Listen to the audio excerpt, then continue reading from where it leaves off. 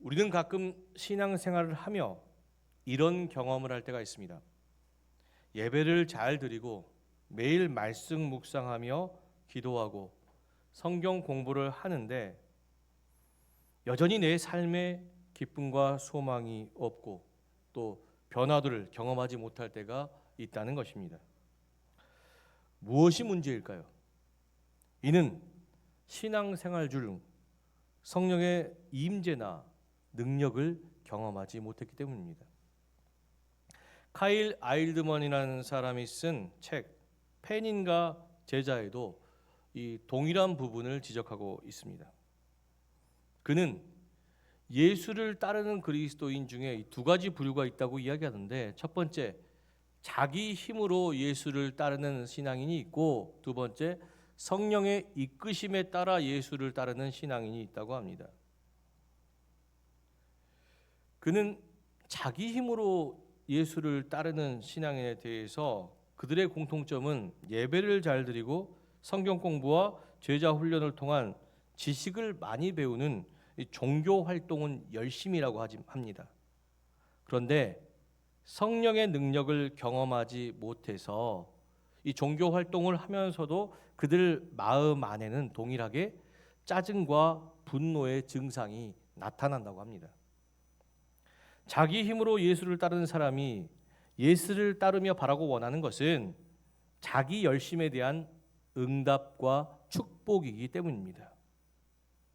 그런데 문제는 자기 힘으로 예수를 따른다고 해서 내 뜻대로 무언가 되지 않는다는 것입니다. 원하는 응답과 축복은 없고 원하지 않는 실패와 좌절이 계속될 수 있다는 것입니다. 그때 마음속에 뭐가 밀려옵니까? 분노와 짜증은 몰려오지만 이번엔 다를 거야. 이번엔 다를 거야. 수십 번 다짐하며 다시 예배에 집중하고 성경 공부, 제자 훈련, 기도에 이 종교 생활에 집중하고 있지만 마음 안에 이미 하나님에 대한 불신과 원망 그리고 세상을 향한 두려움과 불안함이 계속되고 있다는 것입니다. 그래서 예배 후의 기쁨보다 짜증과 분노, 공허함이 찾아올 수밖에 없다고 이야기하는 것입니다. 카일은 이야기합니다. 성령이 충만하지 않고서는 아무리 애써 봐야 매번 좌절하고 실패할 뿐이다. 성령의 능력을 경험하지 않고서 예수를 따르기로 하면 십자가의 무게 무릎을 꿇게 될 것이다라고 말입니다. 자기 힘이 아닌 성령의 능력으로 예수를 따를 때 우리는 어떠한 상황과 환경 속에서도 함께 하시는 주님으로 말미암아 만족하고 기쁨과 소망, 변화의 능력을 경험할 수 있게 되는 것입니다. 사랑하는 전주신학교의 모든 성도 여러분, 오늘 우리의 신앙생활은 어떠합니까? 자기 힘으로 예수를 따르고 계십니까? 아니면 성령의 이끄심에 따라 예수를 따르고 계십니까?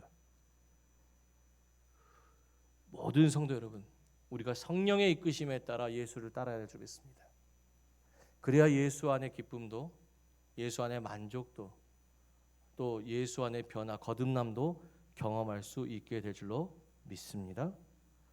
그렇다면 성령 충만함으로 예수를 따르는 신앙은 과연 무엇일까? 오늘 말씀을 통해서 이를 알아가고자 합니다. 본문은 사도 바울이 3차 선교 여행 중 에베소를 방문할 때 아볼로에게 복음을 배운 제자들을 만나 대화하게 된 내용부터 시작됩니다. 여기에서 아볼로는 누구인가? 사도행전 18장 24절에서 25절 말씀은 아볼로가 누구인지 이렇게 소개하고 있습니다. 함께 보겠습니다. 알렉산드리아에서 난 아볼로라 하는 유대인이 에베소에 이르니 이 사람은 언변이 좋고 성경에 능통한 자라. 그가 일찍이 주의 도를 배워 열심으로 예수에 관한 것을 자세히 말하며 가르치나 요한의 세례만 알 따름이라. 아멘. 사도행전 18장 말씀해 보니까 아볼로에 대해서 유대인인데 언변이 좋고 성경에 능청한 자로 예수의 도를 열심히 배워 또 예수에 관한 것을 열심으로 전하는 사람이라고 이야기하는데 성경은 끝까지 봐야 됩니다. 가르치 뭐라고요? 나. 그런데 뭐만 아는 자라고요? 요한의 세례만 아는 자라고 이야기하고 있습니다. 이 바울 사도는 아볼로에게 복음을 배운 제자들과 대화하는 도중에 그들이 요한의 세례는 알고 성령의 세례를 알지 못하다는 것을 알게 되었습니다.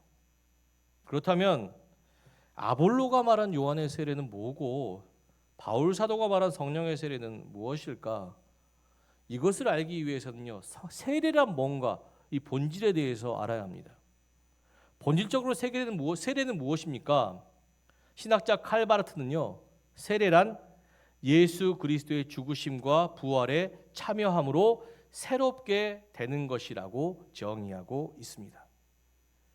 세례에서 우선되어지는 것은 우리의 구원자이신 예수 그리스도가 우리 안에 임하시는 갈망이에요. 우리에게 오시는 갈망, 그것에서부터 시작됩니다.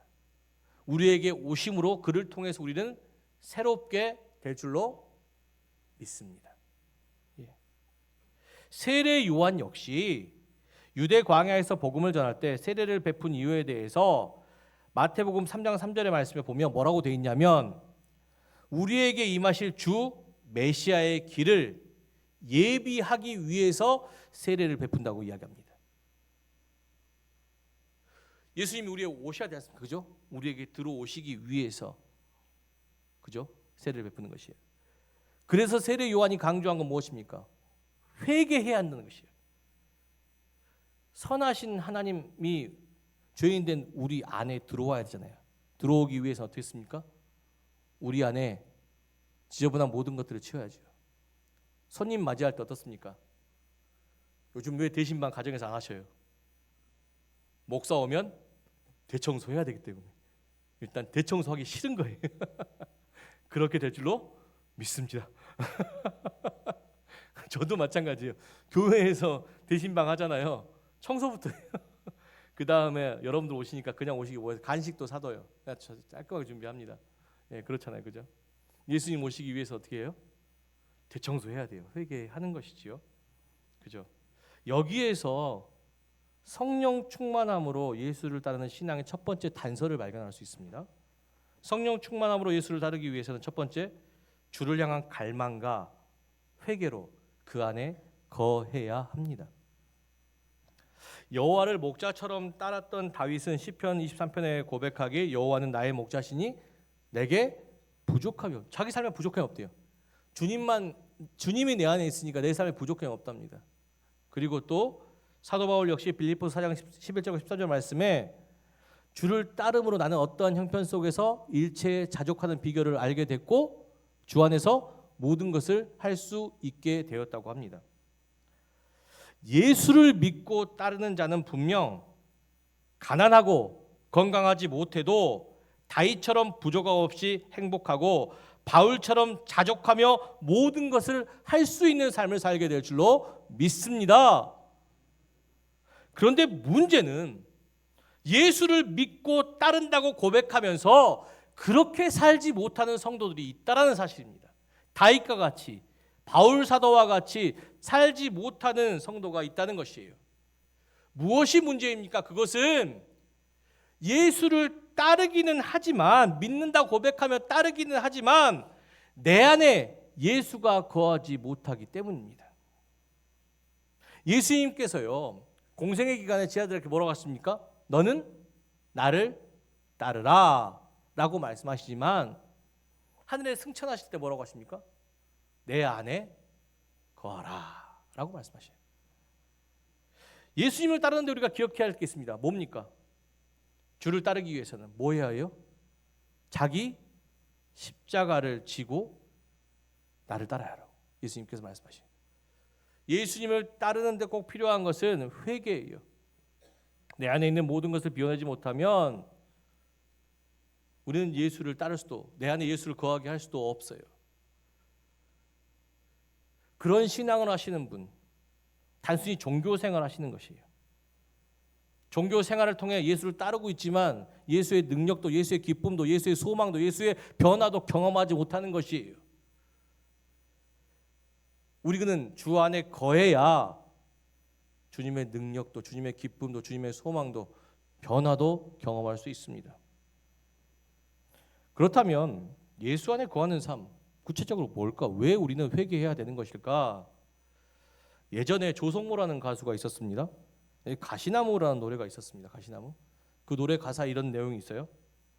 내 속에 내가 너무도 많아. 당신이 쉴 곳 없네.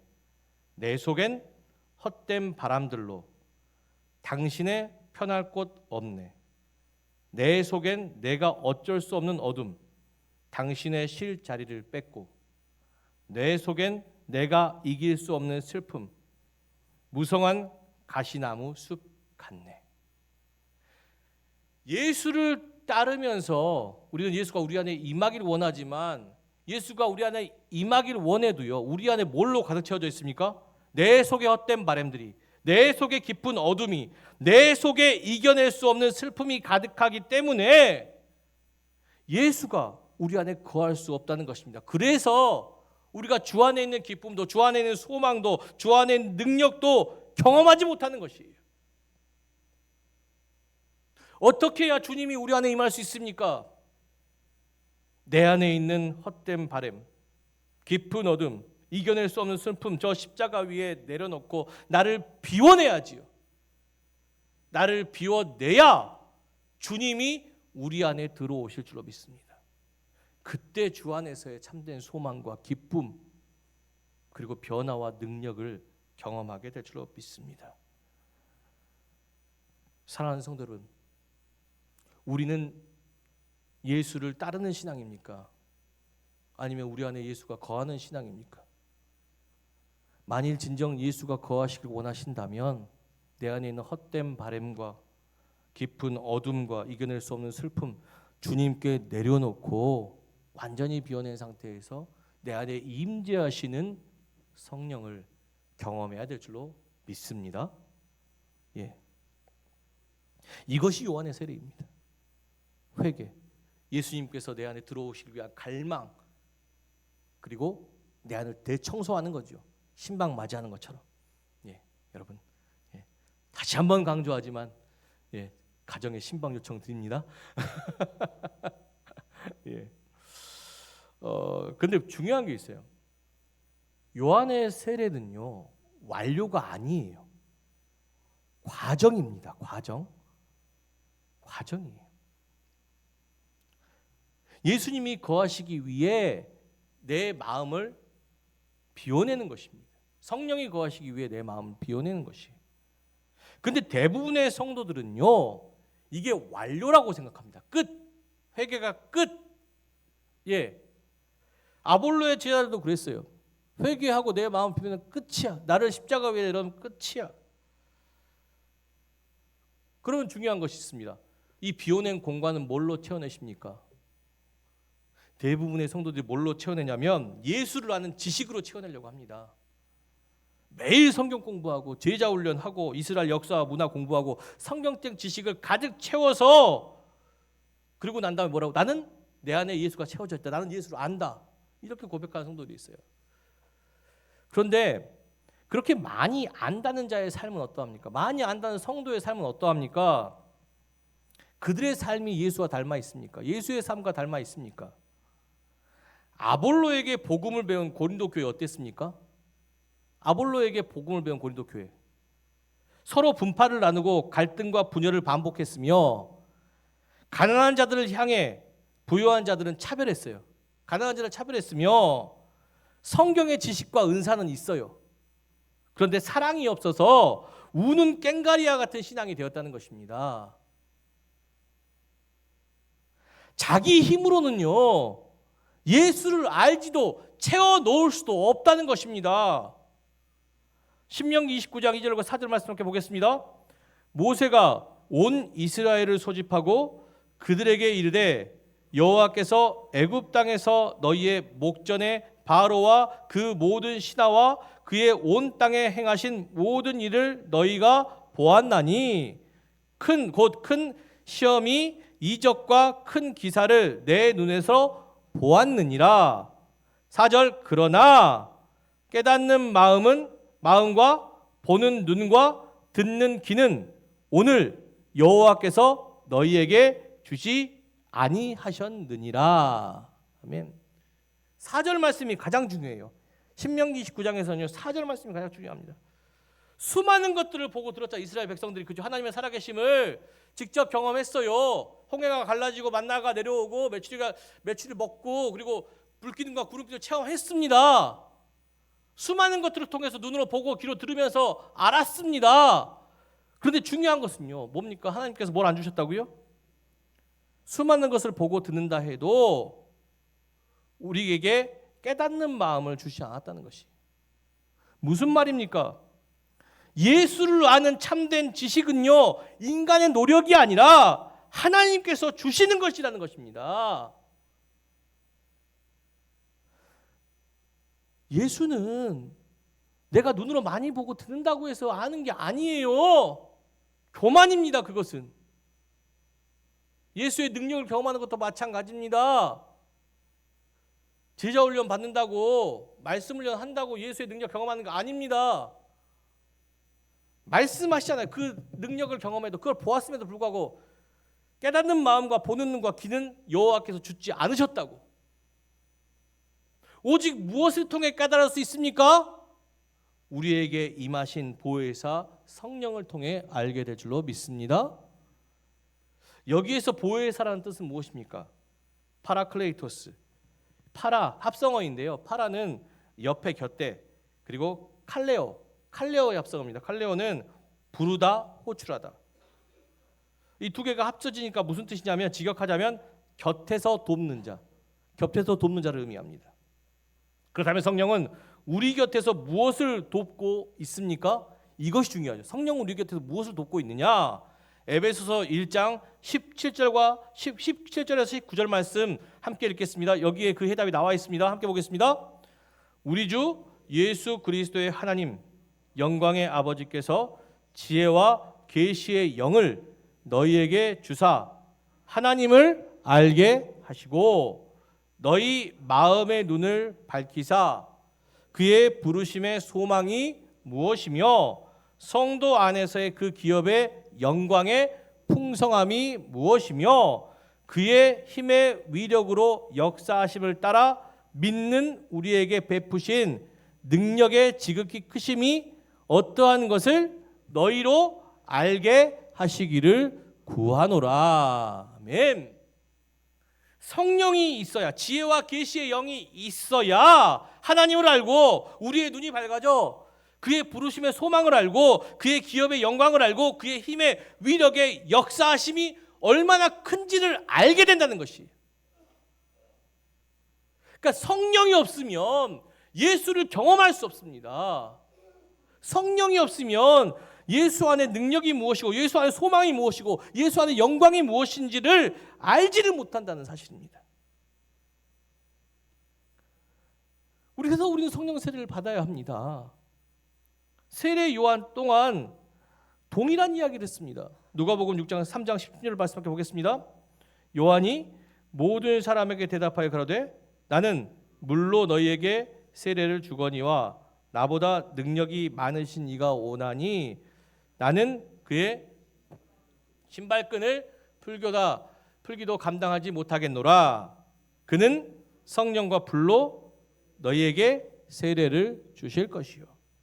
그러니까 요한의 세례는 단순히 죄 씻음을 위한 물의 세례이지만 예수께서 주시는 것은 뭡니까? 우리 그 비어진 그 안에 불과 성령으로 임하는 세례예요. 불은 무엇입니까? 이전에 우리의 육체적 이기심, 교만, 아집, 욕망이라는 그 모든 것을 다 태워내고 이전 것들은 다 태워내고 성령은 뭡니까? 새로운 모습으로 이제는 성령의 소망을 가진 자, 이제는 성령의 기쁨을 가진 자, 이제는 성령의 마음을 가진 자로서 거듭나게 한다는 사실이에요. 이 성령은 반드시 하나님께서 보내시는 것입니다. 사랑하는 성도 여러분, 요한의 세례만 받을 것이 아니라 성령의 세례를 믿으셔야 할 줄 믿습니다. 성령께서 우리에게 임하시는 날 반드시 우리가 변화해야 합니다. 예수님도 모든 그리스도인들에게 뭐라고 말씀하십니까? 너희가 성령을 기다리라고 말씀하십니다. 그렇다면 문제가 있죠.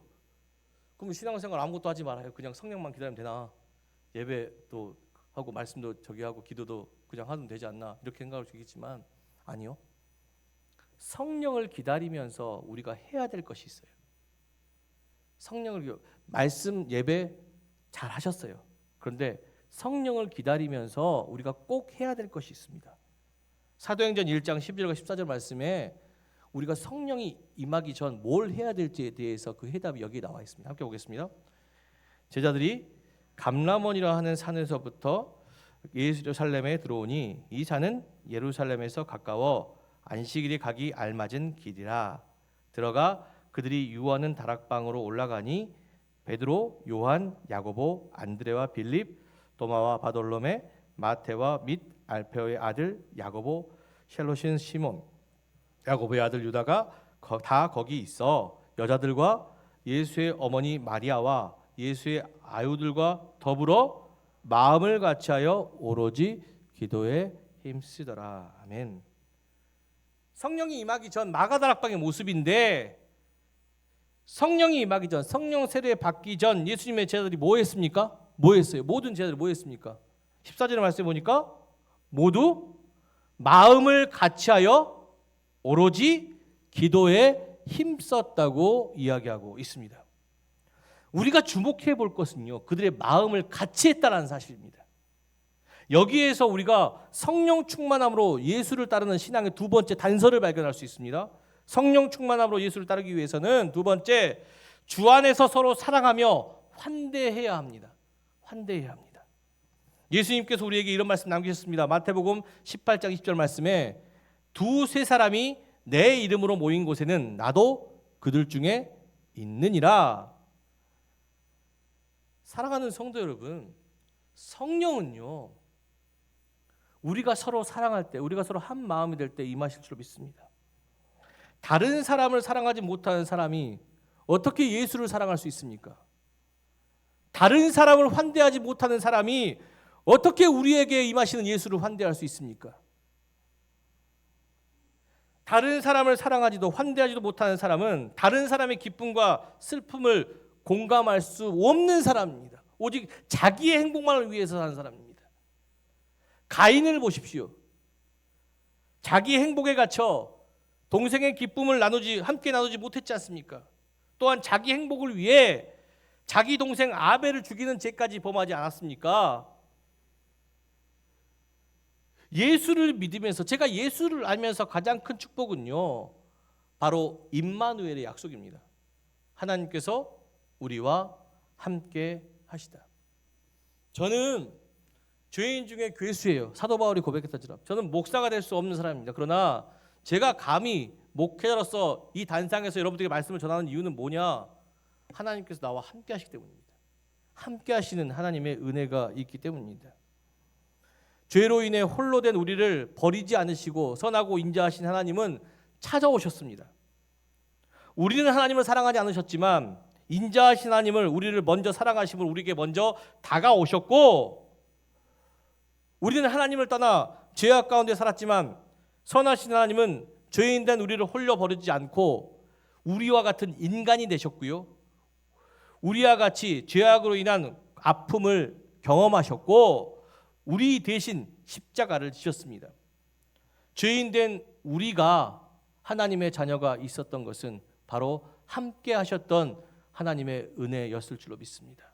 우리의 아픔을 공감하시고 우리를 환대하셨던 하나님의 은혜. 하나님은 부족하고 연약한 우리를 사랑하고 환대하고 받아줌으로써 온전하게 세우셨습니다. 우리가 서로를 사랑하고 환대하는 것은 연약하고 부족한 우리 서로를 함께 세워나가기 위함일 줄로 믿습니다. 이런 모습 속에 하나님은 우리에게 성령으로 임하시게 될 줄로 믿습니다. 옆 사람 보고 인사하겠습니다. 당신을 사랑합니다. 예, 당신을 축복합니다. 예, 안아주시면서 해도 좋아요. 다시 한번 당신을 사랑합니다. 당신을 사랑합니다. 예, 당신을 축복합니다. 예, 감사합니다. 예. 성령을 기다리는 교회 공동체의 모습은 이와 같아야 될 줄 믿습니다. 예수를 아는 지식으로 공부하는 거 물론 중요합니다. 그러나 이 공부가 자칫 교만이 되어버리면, 누군가를 비교하고 평가절하하게 되어버리면 이것은 예수를 아는 공동체의 모습은 아닙니다. 진정 예수를 아는 지혜와 능력은 성령이 임할 때 경험되는 것입니다. 그러니 예수를 아는 지식을 경험하기보다 먼저 사랑하고 환대함으로 마음을 같이 하는 것에 집중해야 됩니다. 그래서 저는 요청드립니다. 오늘 석회를 모임 꼭 다 가십시오. 다 가셔서 한 마음, 하나된 마음, 같이 한 밥상에서 먹고 마시면서 서로 편하게 좋은 또 자연 환경도 보시면서요, 서로 사랑을 주로 교제하십시오. 바로 우리가 마음을 같이 하는 그곳에 무엇이 임합니까? 성령이 임하게 될 것을 믿습니다. 예. 다른 사람을 사랑하고 환대해야 예수도 사랑하고 환대할 수 있습니다. 서로 사랑하고 환대하며 하나 되어가는 전주신강교회, 우리 전주신강교회 성령이 임하실 줄로 믿습니다. 예. 계속해서 사도행전 19장 6절의 말씀해 보니 바울 사도를 통해 성령 세례를 받은 자들이 성령이 임한 오순절 마가다락방에 모인 사람들과 같이 방언과 예언을 했다고 고백하고 있습니다. 그런데 중요한 것은요, 성령이 임한 다음에 후에요, 성령이 임한 다음에 후에 하는 방언과 예언에 대해서 우리가 명확하게 알아야 한다는 것입니다. 예전에 방언을 해석하고 예언에 대해 잘 아는 목회자와 이야기를 나눈 적이 있는데, 그는 성도들의 방언과 예언을 듣고 성도들의 가정 형편과 성도들의 미래, 자녀의 상황까지 그 모든 것을 맞출 수 있다고 이야기했어요. 그런데 이것은요, 성경을 잘 알지 못하고 한 얘기입니다. 성령이 임한 방언과 예언이 우리에게 말하는 것은 자기 미래가 아니에요. 가정의 미래가 아니에요. 왜 하나님을 자기 안에 가두려고 합니까? 잘못된 지식입니다. 성령이 임한 방언과 예언은 이와 같습니다. 고린도전서 14장 3절에서 4절의 말씀 천천히 묵상하겠습니다. 그러나 예언하는 자는 사람에게 말하여 덕을 세우며 권면하며 위로하는 것이요, 방언을 말하는 자는 자기 덕을 세우고 예언하는 자는 교회의 덕을 세우나니. 자, 예언과 방언 모두 자신과 교회 공동체의 덕을 세우며 위로하는 자라고 사도 바울은 이야기하고 있다는 것입니다. 여기서 우리가 성령 충만함으로 예수를 따르는 신앙의 세 번째 단서를 발견할 수 있습니다. 성령 충만함으로 예수를 따르기 위해서 세 번째, 자기 삶에 덕을 세우고 선한 일을 하는 자가 되어야 될 줄로 믿습니다. 19세기 남아프리카 성자인 앤드류 머레이 목사님이 그의 책 성령으로 살고 성령으로 행하라라는 책에 다음과 같은 쓴 글이 있습니다. 어떤 글이냐면 제가 그 글을 그대로 읽어드리겠습니다. 오직 성령께서 우리에게 임하시게 되면 그분이 우리 안에 가르치는 사역을 하실 것이기에 우리에게 필요한 삶이 무엇인지를 직접 인도해 주실 것이다. 오직 성령 충만함으로 우리 모든 생각과 열망을 하나님에게로 이끌도록 해야 한다. 주님의 종을 바라보십시오. 하나님 앞에서 죄인된 제가 선한 일을 행하게 하여 주시옵소서. 신실한 하나님이 우리를 그렇게 행하도록 부르셨고 또 그렇게 인도하실 것이다. 앤드류 모레이 목사님은 성령 충만함을 받은 이는 성령 안에서 그가 하실 선한 일을 알게 되고 또 행하게 될 것이라고 분명 이야기하고 있습니다. 그렇다면 주님이 원하시는 선한 일은 무엇입니까? 그것은요, 사도행전 1장 8절에서 말씀까지 성령 충만함으로 예수님께서 뭐라고 하셨어요? 너희가 권능을 받아 예루살렘과 온 유다와 사마리아와 땅끝까지 뭐 하라고요? 예수의 증인이 되어라. 이거 잘 하셔야 돼요. 땅끝까지 복음을 전파, 이거 아니에요. 뭐 되라고요? 예수의 증인이 되라. 지식적으로 뭘 전하려고 하지 마세요. 선교지에 가갖고 막 예수의 지식을 공격적으로 복음을 선포하는 선교사들이 잘못된 것입니다. 선교와 전도는 뭡니까? 공격적으로 예수의 복음을 전하라는 것이 지식을 전하는 것이 아니라 모델하고요. 그들에게 예수의 증인이 되라는 것이에요. 증인이. 그렇다면 예수의 증인이 되는 것은 뭘까? 영국의 신학자 존 스토트 목사는요, 그의 책 예수를 증언하다에서 예수의 증인이 되는 것은 뭐냐? 복음을 말로만 사는 것이 아니라 삶으로 증언하는 삶이 예수의 증인된 삶이라고 이야기하고 있어요. 믿지 않는 자는 성경책 보지 않아요. 대신 예수를 믿는 자의 삶을 통해서 예수가 누구인지를 추측하는 것이에요. 만일 성령 충만함을 받은 성도라면 말이 아닌 선한 삶으로 자신이 그리스도인임을 증명해야 한다는 것이에요. 내가 외운 나 성경책 한 권 다 외웠어, 이거 아니에요. 이게 아니라 내 삶을 통해서 저 사람이 저 사람 교회 다니는 사람이구나. 그의 선한 행실을 통하여서 덕이 되는 행실, 본이 되는 행실을 통하여서 그가 예수 믿는 자를 깨닫게 함과 동시에 또 뭐라고요? 나도 예수를 믿어봤으면 좋겠다. 이 땅에 많은 선교사들이 복음을 전하기 위해 왔지만 복음만 가르친 것이 아니에요. 병원을 세우고 학교를 세웠잖아요. 가난한 자들 위해 구제하기 위해 여러 가지 사업을 했잖아요. 그들은 예수의 증인이었어요. 병을 고쳐주면서 예수 믿고 한 거 없어요. 그냥 가난한 자들, 배움이 없는 자들에게 배움을 가르치면서 예수 믿고 이거 아니에요. 그냥 예수의 사랑을 전한 것뿐이에요. 그러자 그들이 감동해서 스스로 예수를 믿은 것이 아닙니까? 사랑하는 성도 여러분, 성령 충만함을 통해 우리가 변화되면 우리 안에 하나님의 아름다운 덕, 아름다운 선이 가득 채워질 줄로 믿습니다.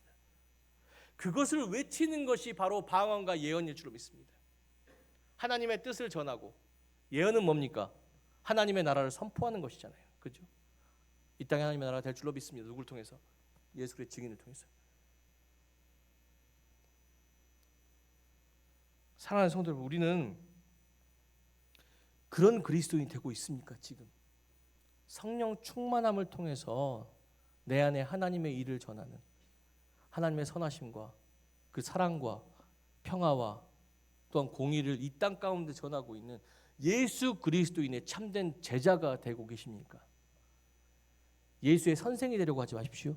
증인이 되십시오. 증인. 뭘 통해 증명하라고요? 내 삶을 통하여서. 사랑하는 성도 여러분, 우리는 지금 어떤 세례를 받고 있습니까? 또 어떻게 예수를 따르고 계십니까?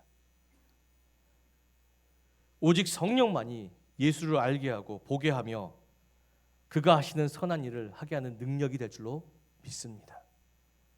종교적인 열심보다 성령 안에 거하는 삶에 주님의 참된 기쁨과 능력과 변화가 있음을 깨달으며 주를 갈망하며 내 안에 주님이 임하실 수 있도록 자신을 부인하고 임하신 주님을 통해 하나님과 이웃을 사랑하고 환대하며 세상에 복음의 본 예수의 증인으로 살아가시는 전주 신광교회 모든 성도들 되시기를 주님의 이름으로 간절히 축원합니다. 기도하겠습니다. 하나님 아버지, 오늘 주신 말씀을 통해 우리의 믿음을 다시 돌아보게 하시니 감사드립니다.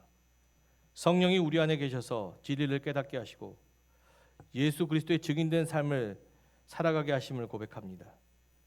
주여, 우리의 신앙이 지식에 머물지 않고 성령의 도우심으로 인해 날마다 회개하고 주 안에 거하는 삶, 또 주의 사랑을 증거하는 예수의 증인의 삶을 살게 하여 주시옵소서.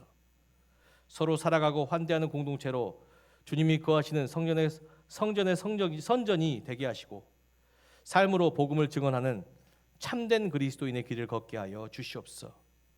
오직 주의 은혜로 살아가는 우리가 하나님의 뜻을 이루는 도구가 되기를 원합니다. 주여, 이 시간 성령으로 임하셔서 그 뜻을 통해 이 땅을 하나님의 나라로 세워갈 수 있게 축복하여 주시옵소서. 우리 안에 선한 일을 가르치시고 행하게 하신 우리 구주 예수 그리스도의 이름으로 간절히 기도드렸습니다. 아멘.